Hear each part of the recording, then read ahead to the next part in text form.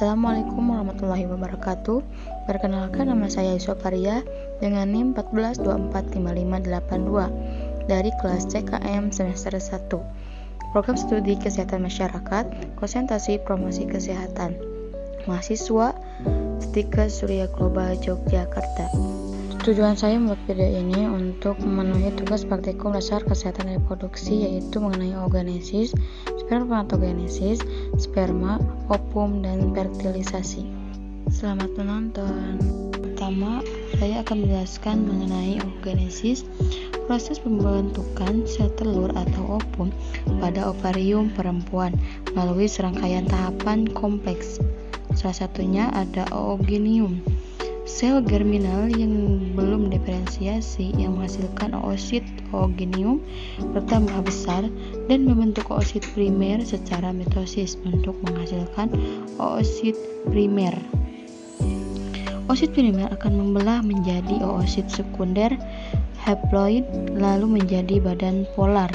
Proses ini menghasilkan dua sel, yaitu oosit sekunder besar dan badan polar sel kecil yang biasanya tidak berkembang. Pada meiosis 2 terjadi pembelahan yang menghasilkan 4 sel anakat haploid yang berbeda secara genetik dihasilkan dari pembelahan sel oosit sekunder pada proses meiosis 2 ini. Badan polar primer pada tahap meiosis 2 menghasilkan 2 haploid, yaitu badan polar, yaitu produk haploid yang dieksekusi yang dihasilkan oleh dua pembelahan meiosis yang mengarah ke pembentukan oosit dan zigot. Oosit sekunder menghasilkan dua haploid juga, yaitu badan polar sama ootid. Ootid menghasilkan ovum.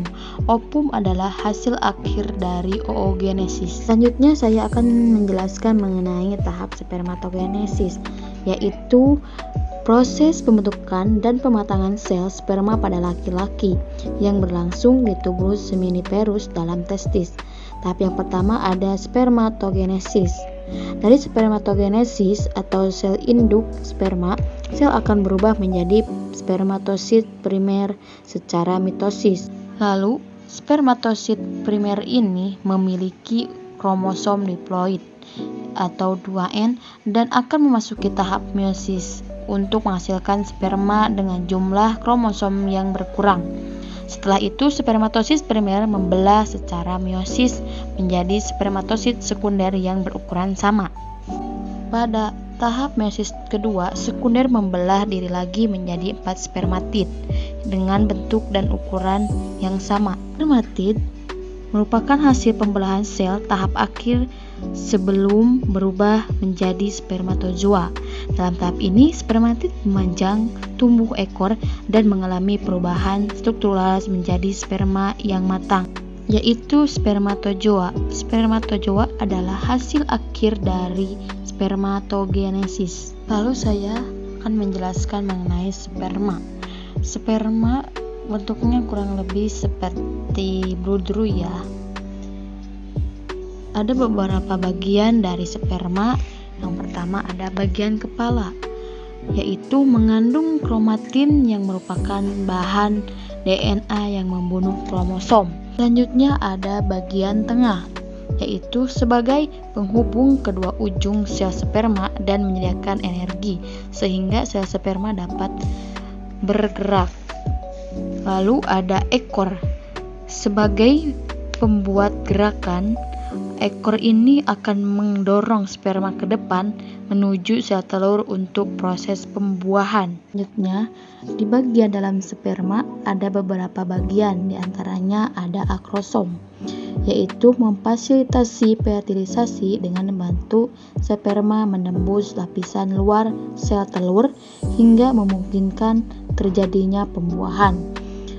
Selanjutnya ada nukleus, yaitu inti sel yang mengandung genetik atau DNA dan protein. Lalu ada bagian leher yang menghubungkan kepala dengan bagian tengah. Lalu ada mitokondria, yaitu respirasi untuk membentuk ATP jalur biokimia sel dan mempengaruhi motivasi sperma. Terakhir ada membran plasma, yaitu alat motilitas yang membantu sperma bergerak untuk mencapai sel telur. Lalu yang terakhir saya akan menjelaskan mengenai ovum. Di dalam ovum ada beberapa bagian. Yang pertama ada sel folikel, yaitu lapisan yang melindungi dan mendorong ovum dalam ovarium, berfungsi memberi nutrisi serta membantu proses pematangan sel telur. Selanjutnya ada corona radiata, yaitu lapisan sel yang mengelilingi ovum setelah folikel untuk mencapai tahap akhir pematangan. Lalu ada nukleus, bagian dari sel yang berfungsi sebagai pusat pengendali dan penyimpanan informasi genetik dalam DNA. Lalu ada zona pellucida, lapisan tipis yang mengelilingi ovum di luar membran plasma, berfungsi melindungi ovum serta memfasilitasi pembuahan. Selanjutnya ada dairy epithelium space, yaitu ruang cair yang terletak antara membran pitellus dan zona pellucida, berfungsi memberikan ruang dan dukungan bagi ovum. Lalu ada membran plasma, yaitu lapisan tipis yang melapisi permukaan luar ovum, berfungsi penghalang pertama yang memisahkan konten sel telur dari lingkungan eksternal. Selanjutnya ada nukleus, yaitu struktur yang terletak di dalam nukleus yang berfungsi sebagai tempat produksi ribosom RNA atau rRNA dan perakitan subunit ribosom.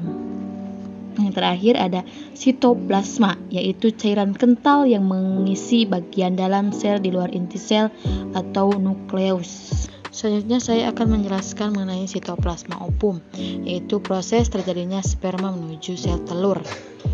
Di bagian luar saya akan menjelaskan ada yang namanya sel folikel, sel yang membentuk lapisan di sekitar sel telur dalam ovum.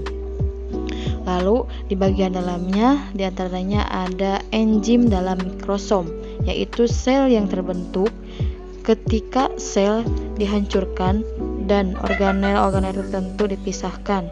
Selanjutnya ada membran plasma ovum, yaitu lapisan tipis yang mengelilingi ovum setelah zona pellucida.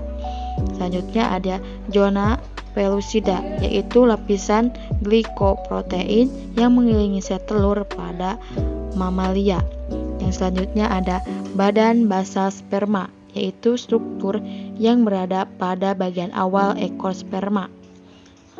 Lalu ada nukleus sperma, yaitu inti sel sperma yang berada di dalam sel telur setelah proses fertilisasi. Yang terakhir ada granula partikal, yaitu struktur kecil di dalam sitoplasma ovum berperan penting dalam proses pembuahan. Yang terakhir saya akan menjelaskan mengenai fertilisasi. Pada fertilisasi ada beberapa tahap. Yang pertama ada indung telur, yaitu menghasilkan sel telur dan hormon seperti estrogen dan progesteron. Selanjutnya ada ovulasi melepaskan oosit sekunder, yaitu terjadinya pengeluaran telur atau oosit dari ovarium. Lalu selanjutnya ada pembuahan, yaitu fertilisasi terjadi peleburan inti sel telur dengan inti sel sperma sehingga terbentuklah zigot, yaitu di hari pertama sel tunggal atau zigot. Selanjutnya pembelahan sel satu zigot membelah menjadi 2 pada hari kedua, kemudian menjadi 4 sel pada hari ketiga, dan seterusnya pembelahan sel ini terjadi dalam tuba Fallopi. Lalu selanjutnya terjadi pembelahan lanjutan zigot terus membelah sehingga terbentuk sekumpulan sel seperti buah anggur yang disebut mirula pada hari keempat. Selanjutnya mirula terus mengalami pembelahan sehingga terbentuk blastosit.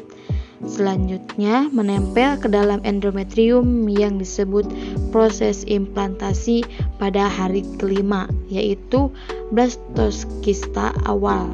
pada hari ke-6 sampai ke-7 Blattogista tahap akhir. Lalu hari ke-8 sampai 9 embrio memulai implantasi.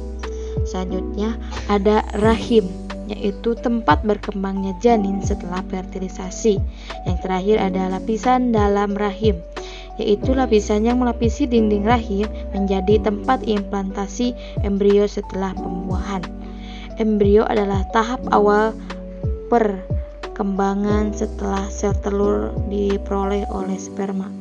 Mungkin itu saja yang dapat saya sampaikan. Kurang lebihnya mohon maaf. Wassalamualaikum warahmatullahi wabarakatuh.